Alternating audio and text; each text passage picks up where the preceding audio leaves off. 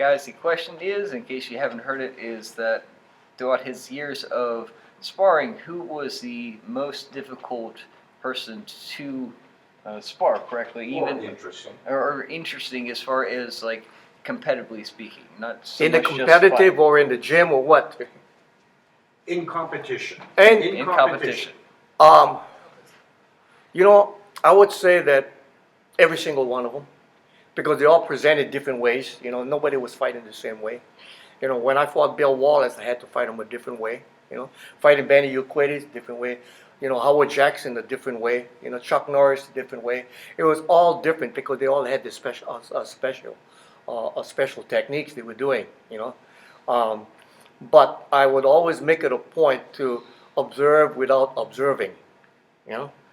You know, I would be looking there, but you know, I'm watching the way that they're warming up or training, or just so that I can get idea. Or sometimes I would purposely be in the front of them, doing all my techniques, which is actually I wanted them to prime into thinking that I was going to do that, but I didn't do it. You know, it was just setting them up psychologically.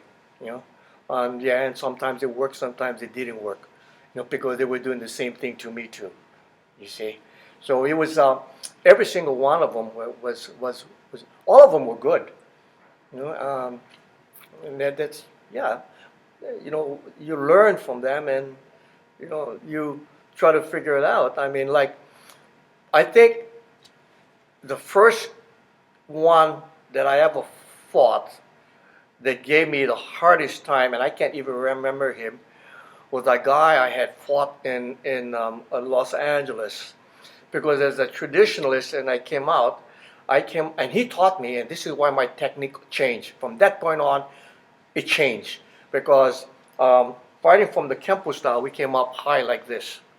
And also with a blend of Kung Fu, I was like this, right?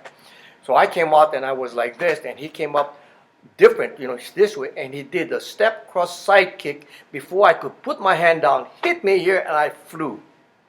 And from that point on, my hands became that way, and that's why I showed you that way. This way, it's much more easier to block. And then I started to see Bruce Lee do the same thing. Why? Because he learned the same way I did. Your hands too high here, your hands are not going to move too quick. And when you got your hands here and looking down, your hands is already blocking the leg. You don't see the leg coming up. You put it down, you see the leg coming in. So it was more easier to do this than to block that way. So concepts of changing came from the first time. And every fight that I had analyzed on how to not make the same mistake.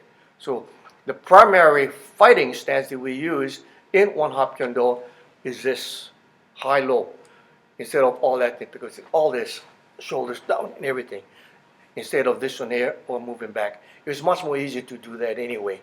Somebody throw a stone at you, you automatically cover.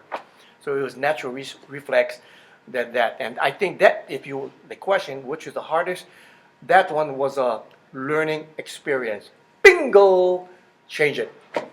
You see? And that's how. So sports, you either win or you learn. All right, so.